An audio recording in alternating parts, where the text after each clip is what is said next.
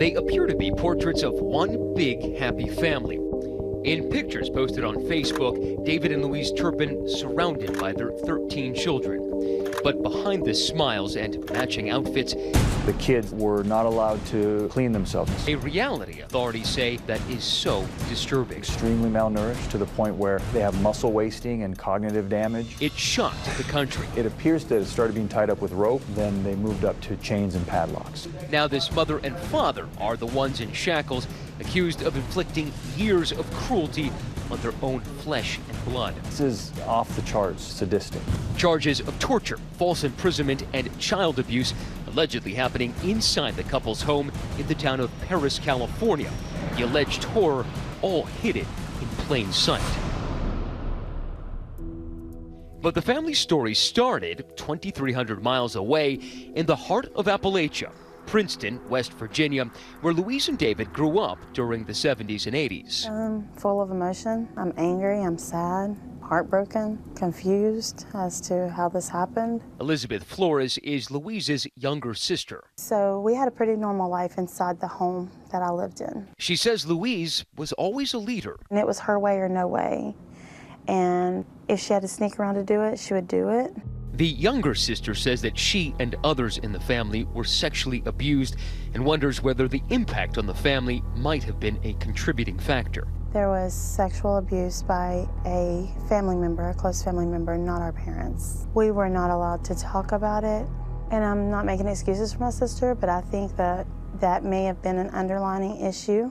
Another constant in her life, Elizabeth says, was David Turpin, who lived just a few miles away. Here he is in his high school yearbook from 1979, sporting that same bowl haircut he has today.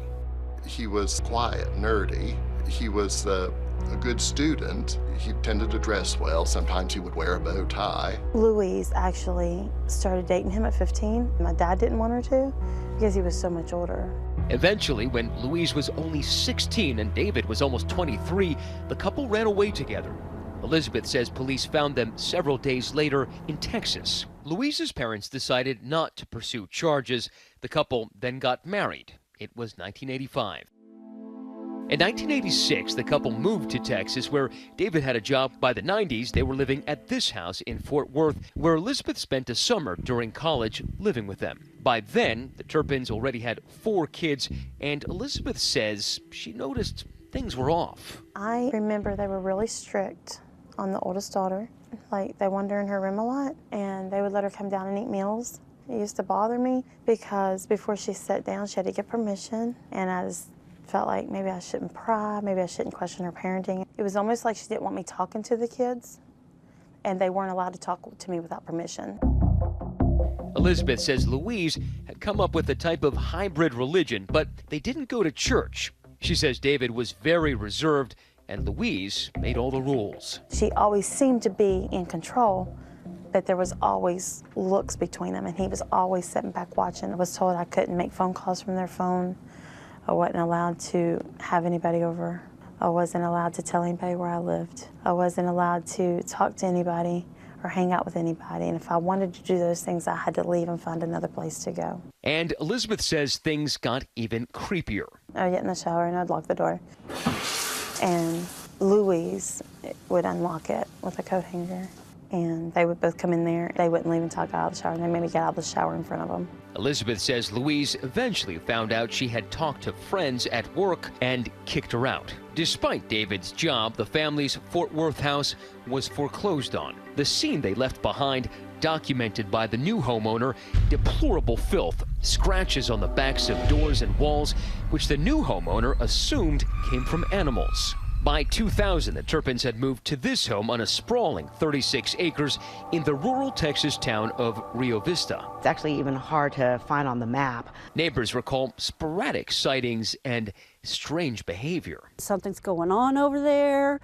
You know, something's not right. Then in 2010, once again, money problems apparently forced them out. Billy Baldwin bought the Turpins' home also in a foreclosure sale and says he also found a mess and some bizarre photographs. Pretty bad shape. The Turpin family went west to California. It's unclear why they moved to California. They don't have any family out here. Perhaps it was for work. You just don't know. Eventually, they settled in Paris, a small city located between Los Angeles and San Diego. David registering his house as the Sandcastle Day School with state authorities so his kids could be homeschooled. A neighbor remembered seeing something odd one night. I'd come home at anywhere from 12:30 to 3 in the morning. Is the kids marching between those two rooms up there. So they were marching literally in the middle of the night, back and forth from room to room? It looked like they were doing a loop. And how long would they march back and forth for in single file? Hours.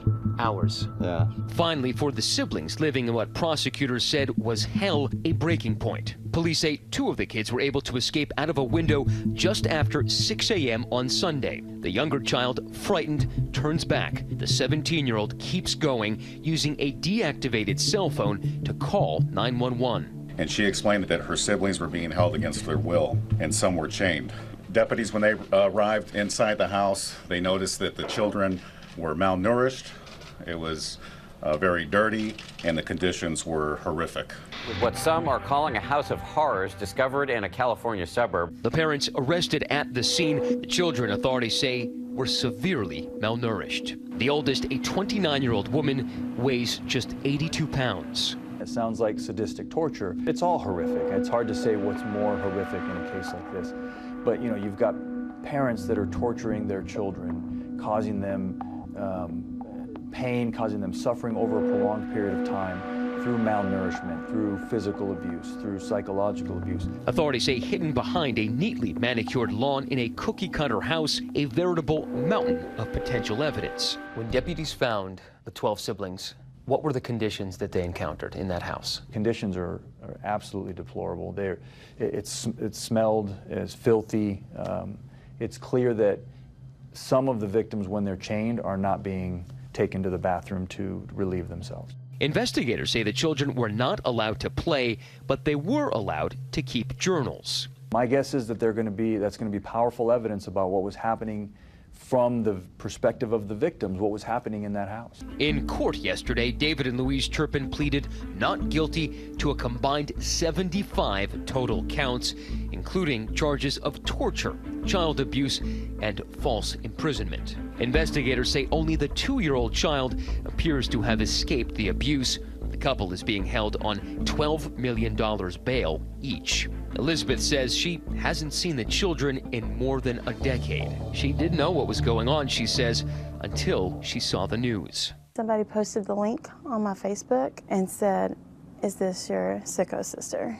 My initial response was, "Oh my God, oh my God," and I broke down. I knew my sister was different from us, but I would have never, ever imagined this, ever. And for the 13 siblings who investigators say have already endured so much, the long, arduous road to recovery still lies ahead. Stay with us. Hi everyone, George Stephanopoulos here. Thanks for checking out the ABC News YouTube channel. If you'd like to get more videos, show highlights, and watch live event coverage, click on the right over here to subscribe to our channel, and don't forget to download the ABC News app for breaking news alerts. Thanks for watching.